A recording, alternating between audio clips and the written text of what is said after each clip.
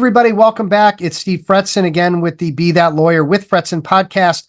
Oh, man, we are crushing it right now. We've got over 415 episodes, I think, in about 5 years. And it's all about helping you to be that lawyer, someone who's confident, organized, and a skilled rainmaker. And I'm getting compliments, and this is not an ego thing. This is a straight up thing. And it's not me. It's actually the guests that I'm bringing on are phenomenal. And the fact that I'm enjoying them, that's where I'm bringing to it. But I'm just excited when I can bring on people that are going to share things that are going to help you to be more successful in your career as a lawyer and get to the next level. So today is no different. Ray, how you doing, buddy? I'm well. Thanks, Steve. It's good. It's good to see you. It seems like we haven't seen each other in a long time. That could be the reality. It's because we have very busy lives. I mean, you're soaring, and I'm just trying to keep up. You're trying to keep up, yeah. Well, between managing your law firm's office and the Chicago bar presidency over years, I mean, you've got you had a lot on your plate. Yes.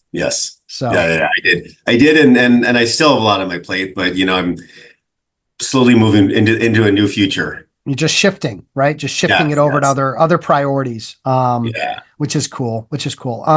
So let's start off as I love to do with the quote of the show. And I'm a huge Bruce Lee fan. Not to where I've read everything he's written, but seen all his movies, grew up with him in the 70s, 80s and all that. And just phenomenal. Always be yourself, express yourself, have faith in yourself. Do not go out and look for a successful personality and duplicate it. Talk to me about that. That's deep. It's heavy. It is. And I've also been I'm not a huge, karate action movie fan, but I love Bruce Lee's life story, and I'm sad, but I kind of love the tragedy of it too. Because in a way he left us with so many great gems like that, and he didn't live long enough to screw it up so that we stopped liking him, which is a tragedy. But at the same time, this quote resonates with me because I learned early on to early on as a lawyer, especially. And then back when I was in the closet before I became an openly gay man, I tried to be other people. I tried to emulate other people and tried to be successful by doing what they were doing. And that was I was a miserable failure at it. It was just I wasn't good at being in the closet. And then I was really bad at trying to build a career for myself by emulating the people at my former firm or attorneys who I knew were really successful. What I learned from them was really, you can try to emulate, try to do what they're doing, see what works for you. And that's kind of why that quote has always resonated with me, is you gotta be yourself in order to make it. If you try to be somebody else, it's not going to work unless you're an actor. Well, unless you're a terrible person, then maybe you don't want to be. That's true. Well, if you're a terrible person, and maybe you need therapy. Right. There might be a different therapy, different profession. Go hide on an island somewhere. But I think that's something that you and I have in common. Well, certain things, but mainly it's that we just want to be us. We want to be who we are. And I think what's beautiful about the timing of the world today is that, video and audio and all this stuff, you had to kind of put on a face, and you kind of had to, step up your game. And now authenticity has become, the new normal. And I'm allowed to say and ah and have a video shoot that isn't 3 cameras, that's highly edited. And we're able to say what we feel and, within reason, out into the public. And it's become the way to go. Yeah, absolutely. I agree. It really has. And it's so much easier too. It's exhausting to try to be somebody else. And I can just speak on so many aspects of life, just within a bar association, being yourself, being a good leader, within a law firm, being yourself, trying to develop clients, being yourself. Just, it's so much easier to be who you are. And then that reads as authentic. And an example would be the politicians that, we all know politicians are playing to some extent. That's part of the game. But at the same time, the ones that are really popular, the ones that really do well, are the ones that people see as authentic. For better or worse. Some of them are authentically evil. No names will be named, but some of them are. And they've been successful just because people say, hey, I like him, I like her, because they're themselves. Yeah. And that there's a lot of truth to that. And that, I think, translates into our professional and personal lives as well. Yeah. this imagine this this idea that for a movie where Trump would be on stage talking about and doing what he does, and then he'd come off stage and he was like this normal guy like you and me, like just this Yeah. average guy that sits down and complains that his peas are cold or something like that. And it's like, I don't know, that just, I find that to be like kind of a funny potential funny storyline. Anyway, we're not going to make that movie. That's a fact. So Ray Koenig, you're a partner at Clark Hill, and I would love, I mean, we've already kind of gone into some things that you've done and sort of how you came to be, but talk to us a little bit about your legal career and how you decided to be an attorney, and then how you kind of built up to, run an office for a major firm and all that kind of stuff. Yeah, so I started, it's interesting growing up. We're going way back, Steve. Growing up, I just always wanted to be either a teacher or a lawyer. But I grew up in a very working class family, from White Lake, Michigan, single mom, male lady. She raised my brother and I, primarily on her own, but with a big village around, a big family. And I didn't know any lawyers at all, as far as I knew. Everybody that I went to school with, some of their parents were white collar professionals, but most of them, worked for the big three, because this is the suburbs of Detroit. So one of the big auto companies, a supplier, worked in the service industry, bartending, that sort of thing, or worked for the government, like my mom worked for the post office. And that's kind of the world I grew up in. And the people that I saw as professionals who were doing good things in the world were teachers, because everybody has teachers. And I love that. And I love the idea of being a teacher. So I actually went off to college. I went to Michigan State to be a teacher. And that's why I chose Michigan State. It was, then it was ranked number one in secondary ed, and it still is. It was a great school. It was wonderful for me. Then as I got into graduating and I was going to do this 5th-year student internship thing, as part of the teaching program, I decided that, I really should give this law thing a go. And I'm kind of grateful that I was so naive, because in my mind, I thought, I could go be a lawyer, and if I didn't like it, I could go back to being a teacher, without thinking of the $100,000 in student loans I was going to take on, which I'd never be able to pay back as a teacher. So, fortunately, I did the law thing. I studied for the LSAT. I took a year off, worked in the Michigan House of Representatives, learned that I did not want to be an elected politician, but I really liked working there. And then I ended up applying to a bunch of law schools. The one I chose was DePaul here in Chicago, and that's how I ended up here. So, and then when I was in law school, again, my naivete kind of guided me in the right direction. Looking for jobs my first summer, and I waited tables and bartended and stuff through college, law school. Because I had to, I was self-funding. But I loved my property law class as a 1L. And in my mind, I'm like, oh, interesting. I could be a property lawyer, whatever the heck that means. I mean, if you really think about it, almost all of civil law is grounded in property law. So I could have been anything. But in my mind, that meant, okay, well, maybe estate planning. So I applied for, I had a job with a criminal defense attorney one summer and part of the school year, which was really cool. It taught me I did not want to go to criminal defense. Those people are crazy and amazing, but that work was it was too much for me. And then I started clerking with a small firm that did estate planning and probate and trust litigation. First weekend, I realized I did not want to be an estate planner. It was interesting, but boring to me. So but the other part of the firm did all this litigation stuff, which I always said I never wanted to be a litigator, which was one of the lessons in my life, is you should always try things you're afraid of, because you probably find out they're not that bad. And I found I was afraid of being a litigator. And so I started doing that, and I loved it. I got really lucky that I followed that naive idea that I should be a property lawyer, and ended up at a firm that did probate litigation, which is what I've done for 25 years now. Yeah. So I started to answer your question, I started at a small firm. We helped build it up to I think when I joined, I was maybe like the 4th attorney. And we built it up to like 15 or 16 by the time I left, 9 years and 9 months later. And my name was on the door by then. I was a partner, but then I left because Clark Hill recruited me. And there are other reasons, but that was the primary reason they recruited me. Clark Hill, my current firm, was about 190 attorneys then, mostly Michigan. And they only had, I think it was probably like the 12th attorney in Chicago. And over the last 15 years, we've grown into a international firm with over 700 attorneys. In Chicago, we now have around 90. So that's the big overview. Yeah. Yeah. Well, no, but it's a good lead into people understanding kind of where you came from and humble beginnings and all of that. And what I really wanted to understand is, like, I've sort of been observing you for many years since we met, and I'm not going to say how many years ago it was, but I'll put a number out there and just say in the 10 to 15 range. Okay. Yeah. And you've really put yourself out there on so many levels. And I wanted to talk to you about that because authenticity and being who you are and how that can be leveraged into growing a law practice, it may not be completely understood by most of the attorneys. I think they're afraid to post on social. I think they're afraid to show their real sides, or afraid to, speak and be authentic in how they present, all that type of thing. So can you just talk a little bit about, first of all, why do you think lawyers struggle to be authentic or to put themselves out there to demonstrate that authenticity? I honestly, I think and it goes back to the Bruce Lee quote at the beginning. I think people, young lawyers especially, or see somebody in their firm, in their practice, somebody that's really successful, they think, oh, I got to do what they did.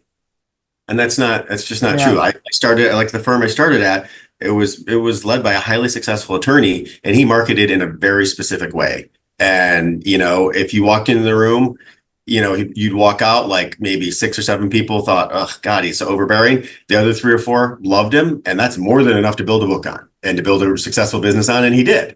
But I wasn't that personality. I tried to do that for a while. I'm like, this is terrible. I can't be that. I'm not that person.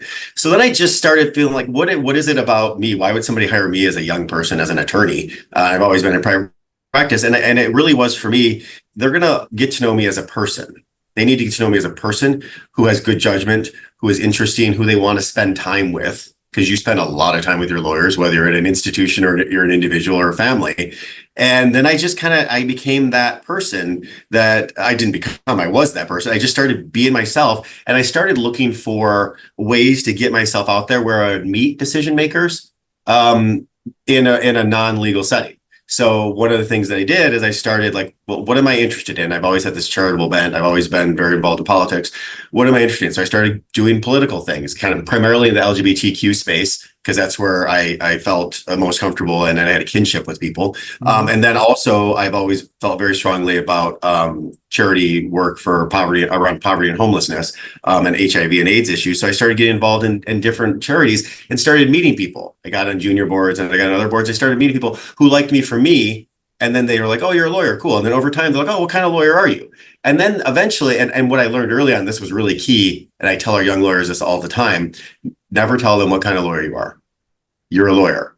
And when they ask you what you do, you help people. You help people figure out, get the solve problems, connect them with the solutions, that sort of thing. And then, because you don't want to just pigeonhole yourself, even if I'm a probate litigator, that's what I do. But I want people to think of me as an advisor and counselor first, and I want them to come to me first when they have a problem. And I'm probably going to refer them to somebody else or somebody in my firm at somewhere else. But that way I'm helping them solve problems. They always come back to me, which is really good for my brand and also really good for bringing in business and good for developing relationships, all that great stuff. So I started just being myself and developing relationships with people where they thought of me just as an attorney who could help them or help their friends or help their business or help their family. And that's how they got to know me. And then it was later, oh, that's what you do. Got it. Okay. I have referrals from people now that I met 25 years ago when I helped found the junior board at Heartland Alliance. People that I don't see regularly, but they still, when they think, oh, somebody in my life needs a lawyer, and these people are decision makers at big places, they call me first. Who do you know that can help with this? And I love that. And so that's just by being myself and becoming interesting in their friend and hanging out with them, that led to business. To add one layer on that, when I was a young attorney, I wasn't out when I first started at my old firm. I came out a couple years into it. And that made it 1,000 times easier, because then I was truly myself. Because I would go to events and people would ask about my girlfriend, who you dating. This is back in the late 90s, early 2000s. The world was a little different then. Even in our kind of progressive ghetto of Chicago, it was still not. I mean, think this is back don't ask, don't tell days. Back before we had marriage equality, anything. So when I just came out and was myself, that made being my authentic self so much easier, and then people were just comfortable. And I've probably come out every other day for the last 25 years, because people assume I'm straight unless they've like heard of me or read about me ahead of time, and then they know I'm not. But anyway, being myself in that respect made it so much easier, and then that made developing relationships to build a business, a legal business, much easier. Yeah, and I think I love everything you just said, and I actually have a question about about the way that you set it up, where where you talk about I'm a lawyer and I help people.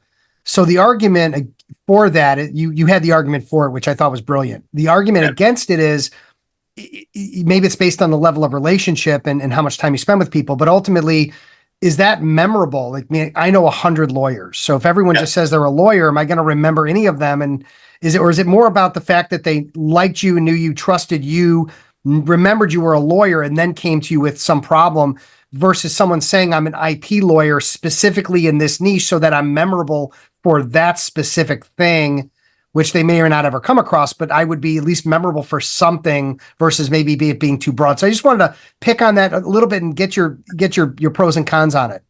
Well, I do both. So Okay. when I started out, when I was like a nobody and who's going to hire a second year lawyer, Okay. I just started out as I'm a lawyer. I can help you. Come to me. I've got Okay. partners. I can do that. And I still do that when I meet people in public, just in general public. If I'm out for dinner, we're introduced to friends, I'm a lawyer, that sort of thing. But then as I've matured and I get into when I'm giving presentations or at conferences where there's Okay. more specific audiences. Okay. When Okay. I'm in a group of estate planners or corporate fiduciaries, of course I'm going to say I'm a probate and trust litigator. This is what I do because they understand it, they get it, and I want them to remember that. But it's more the general public. I can help you because if you think about it, if you're not a lawyer, you've not worked in the legal profession. Most people like my background. Most people didn't grow up around lawyers. They don't know. If I said you could say I'm an IP attorney, that's going to scare somebody away because they're going to like UP. What? I don't understand. What does that mean? Yeah. I do intellectual property, and they're like, what? Oh, and what does Or that I do mean? probate litigation. Trust. What is that? Yeah. So I always tell my old tagline used to be, we litigate over the 3Ds, dying, disability, and death, which is There you true. go. Okay. And then that diners, drive-ins, and dives, whatever, the Yeah. triple D, he stole Ruined my it. thunder, so I can't Yeah. do it anymore. But yeah, so I get what you're Okay. saying. Okay. I do it. It really depends on my audience. So when I always recommend lawyers have multiple infomercials, right? Or something that they're going to say so that if I meet with a managing partner, that's different than what I say when I meet with an associate, different what I mean when I meet with the general public. So I love that answer. And I think that makes a lot of sense. And, the idea is that you want to be someone that people come to, whether it's something you can help them with or not, because that allows you not only to figure out if it's for you, but also how are you going to feed out work to other people that might be the best fit for them versus them finding some random lawyer online that's not going to really take the best care. Absolutely. I agree. Yeah, got it. So back to what we're talking about though, with being authentic and everything, a big part of what I'm hearing and what I'm liking is the idea that you should get involved with charities, with boards, with civic pursuits that are gonna that where you can really feel like you're involved and engaged with people doing something good. And then, but a lot of lawyers are afraid of bringing business into that, and that's like they find themselves in the friend zone, or they find themselves just, I don't want to talk business when I'm here with these people on this great mission. How should people softly convert that into potential business? So again, it goes back to when you're picking a charitable or civic or political interest, pick something that you enjoy, pick something that is meaningful to you first and foremost. So if you are really big on, if your thing is anti-cruelty, animal cruelty, okay, so then there's a bunch of organizations out there that you can that are in that space. Start looking at them and say, okay, what events do these people do? Who's on their board? Who's involved? Who are their donors? All that stuff is so much more readily available than it used to be. And then pick a board, pick an organization that's doing the things that you're really interested in, but at the same time has kind of the audience, the donors, the board members that are people that you want to get to know for professional reasons as well. Because you're going to walk in with having something in common. You're going to share this interest. And then over time, hopefully, you're a good person, you do good work, you find you're valuable. They get to know you as a person, they get to know you as somebody with good judgment and a good heart. And then you become more friends. And then over time, they start talking more about work. It's a slow, long process where you're both benefiting. And that's how I think you end up talking about business. It's not, you don't walk into your first meeting and be like, hey, I'm a probate lawyer and let me tell you what I can do for you. Yeah, yeah. No, that's not it. You come in, you do the work, you hang out. The first, black tie, you have a few drinks, like, oh, what do you do? Who's your spouse? He said, and then you start talking about that stuff, and then you get to know each other. That's the overtime thing, Yeah. and that's how you do it. And and that's one of the things I always talk about with young associates, and I do a lot of stuff with different law students. And this is kind of a minority opinion, I think, but I don't believe in work-life balance. I believe in work-life integration. There's no such thing as balance. If you think balance, you're always going to be trying to get like, am I working too much? Do I have life too much? Do I have family too much? No, you got to do it all. It's all together. So my kids know a lot of people that are now my friends have been clients for a long time, and my kids know them as my friends less than as my clients, but they're also my clients. And the same thing with the different political and charitable stuff I've been involved in. It's all together. It's not like I go home and I turn it off and now I'm just a dad, and which is not a bad thing. I don't mean to say just a dad. Now I'm a dad. Right, I'm not right. a lawyer. I'm still like when I'm at my kids' swim meets, I'm talking to people, I'm meeting people, and I'm not going to my kids' swim meets to be a lawyer that's bringing in business. But you're meeting people, you're talking to people. It's all together. And if you go to a swim meet and you think, oh no, Miss Smith, I do not want to talk to you about your dad's estate. That's something I'm not talking about right now because I'm here being a father and watching my kids swim. No, you do it all together. You do it all together. One of the things, and I was asked about this the other day. My kids are competitive swimmers. They swim around the country. One of my daughters, who's 14, just swam in the Olympic trials. And so I have to travel a lot for work as well. So I try to blend those things together. If my kids have a swim meet and they don't, but if they're in Texas, that's going to be, and I need to go to Texas for work reasons. I'm going to see if I can do both of them at the same time and do both. And then sometimes it's fun. I may end up with colleagues from one of those local offices coming to a swim meet with me because they think it's fun. Yeah. Which they're about fun for about 90 seconds. The 90 seconds of the multiple hours that you're sitting there waiting for your kid to swim. Yeah. But it's all together though. Everything is integrated. It's all part of it, and I just, that works for me. For some people, they don't, because they don't feel like they ever turn off. I guess I don't ever turn off, but I think you probably do, but again, there's times to focus on people, right? Kids and stuff like that. And there's times where you can integrate it, like you're saying. And, if I'm, out with my son on a boat and we're fishing and I'm taking a break because I'm exhausted, he's, fishing for muskies or something where it's just heavy duty, whatever. And I get a call or I check an email or whatever, shoot an email. Like I can do that because I'm just sitting there anyway. I'm just relaxing. Yeah. It's downtime for me anyway. It's brainless in some ways, or talking to someone is easy. We were trolling for walleyes years ago and my phone rang. It was like 9:00 at night and I picked up and it was a client of mine and he just had a question. I'm going to take that call. I'm with my kid at special time, but you know what? We were just sitting there trolling around on a boat in circles. It was no big deal for me to take a call. So I totally get what you're saying. But here's the thing I wanted to hit on though, real quick, Ray, is I think there's a disconnect between joining a board or being involved in something and the social relationships that you can create that could lead to business. I think people are just showing up for the board meeting, leaving the board meeting, and they're going, why am I not getting any business from this? That is so absolutely correct. It's funny is I was on the board at Chicago House and Social Service Agency for a decade. I chaired it for the last 3 years I was on the board. And I made so many relationships and so many friendships with people there because after our monthly board meetings, which my firm hosted for many years, we go down the street to Remington's or the Dearborn and get a couple of drinks afterwards. And I developed friends. Some of those friends over time became clients, sent me business. Like I can think of one right now who was on the board with me forever. He's actually an IP client of ours. Thinking about there you go, it's full circle. And he's a very successful in everything he does, but it was because of those relationships, and some of them just became good friends that have never sent me business or haven't, and that's okay. It's not why I did it, but that's the benefit of it. And I intentionally chose Chicago House when I first started getting on boards back then because of who was on the board and who the people were. And because also I was passionate about their mission, and I still am. So I completely agree with you, and I'd say that to our associates too. Now, like when I come to a social event, meet people, do these things, they don't want to talk to you like they do. They do, honestly. People, you walk up to somebody at a party, if they're standing alone, they are more than happy to talk to you. And you'll figure out in the first like minute or two if you have anything in common, and chances are you do because you're both there for a reason, and you can at least talk about that.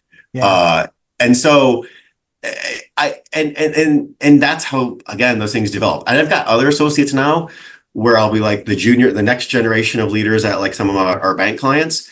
They're becoming buddies with them. And I'm encouraging that in a big way. I got a text from one of my associates. I was very jealous. He was at a concert at the United Center. I don't remember which concert it was, but in the client box, I'm like, where am I? But that's the type of thing where they're hanging out and they're going to develop those relationships. And 10 years from now, that associate of mine, hopefully he or she is going to get the business that I'm getting now, you know? Yeah. And there's one other piece that we haven't talked about, but I can tell through, knowing you and also the research I did, leadership in organizations, leadership in demonstrating leadership on a board, in a charity, in a CBA community, whatever it might be, taking a leadership role. Talk about that and how that can also impact relationships and building a law practice and et cetera, et cetera. Yeah, so I think it's really important to if you get on a board, if you get in a bar association, to play a couple different roles, to sit on committees, to learn things, to watch other leaders, to see what they do, to see who's successful, who's not, and then figure out what you want to do. And then when you figure out what you want to do, if you want to move into a leadership position, which I strongly encourage, you gotta fully commit. You gotta be all in because everybody's watching you. And you've got to do the job, you got to do the work. But what it does, it raises obviously your visibility. So I was president of the Chicago Bar Association until June 27th, which was a few weeks ago. Well, it'll be a few weeks ago by the time this airs. Yeah. And so I'd been in leadership positions there for a while, and I took it really seriously, and it did raise my profile. I mean, just quantifiably on social media, my profile went way up. And so it allows me to amplify my message and talk more about what I do and talk more about things that I care about. And that's really, really important. But if I had been a leader who did a really bad job, if everybody were taking a big sigh of relief when I stepped out, when my term ended, and be like, God, thank God he's gone, then people it wouldn't have helped me. It wouldn't have helped my practice. It wouldn't help my business. It's really, and I think being an authentic person, being myself, acting like who I am, allowed me to succeed in that role. Just like it's allowed me to succeed as, the managing partner of the Chicago office. I'm on my firm's executive committee. I'm co-leader of our firm's global litigation practice group. Being myself allows me to develop the relationships within the firm and outside the firm that have allowed me to succeed and to really gain the trust of others, because that's really what the whole game is. And that's when I talk about, we go back to the becoming friends and developing relationships with people on boards or elsewhere. It's developing credibility, as a person, as a good person. And then they think, oh, he must be a good lawyer then too, or at least he's trustworthy. Right on. So the demonstration of leadership skills, the social relationship where they really like you. Yeah. It's hard for it not to lead to business if you're doing those things. And that's the point I'm really trying to get across to people is you can't just show up. You've got to do go the extra mile and demonstrate, what you're capable of, because I think that's going to raise up the profile and raise up the ability to have it as an important part of your life, but also as a potential law practice builder. Yeah, I completely agree. And I want to add, there's a corollary to that it's not all about you. What I've taken pride in over the years is I'm happy with the success I've had so far, and I'm only 50, so hopefully I'll another 10, 12 years of this and other things. But I also always take time to celebrate other people and always recognize other people. That's one of it's one of the things I used to get criticized for a lot, is I didn't give myself enough credit. I was that person that Oprah always talked about, like putting other people in the spotlight and not putting myself in there because it felt weird. Now I'm better at it, but I also always recognize other people when they do really well. And I think that's really important, especially in the age of social media. The people who I see only posting about themselves on LinkedIn or Facebook or Instagram constantly, that does nothing for me. Yay, great. I'm glad that you did well. But the ones that are like celebrating others, like, so-and-so just finished their term as, president of, so they had such a great year, so fantastic. Doing that, sharing their posts, really if they post something about themselves and you think it was great, elevate it, put a spotlight on it. Yeah. means so much to other people as well. And it makes it on it just for very selfish reason. It makes you look good for doing it too, because you're making it. It's not all about you. Yeah. And always giving credit where credit's due. That's such an old adage, but it's so true. And there's so many benefits to it. And I think it allows you to also, when you're celebrating somebody else, it's showing a little bit about your values and what you care about, a little more of your authenticity. If I think Raymond Rushing, who just finished his year as Cook County Bar Association president, the first openly gay ever, if I think he did a great job, and I did, I'm going to post about it. I'm going to say, kick-ass job, Raymond. Well done. And I value what you did, and I value the CCBA, and I value the CCBA for putting you out front. So we would be doing the right thing by giving a shout out to Roy Sexton, huh? We can always give a shout out to Roy Sexton. Roy heads our marketing for our entire firm, and he is the king of putting us out there and other people. Well, that and king of authenticity. That guy is crushing on that on so many levels. But when I think about authentic, I go right to Roy. He's amazing.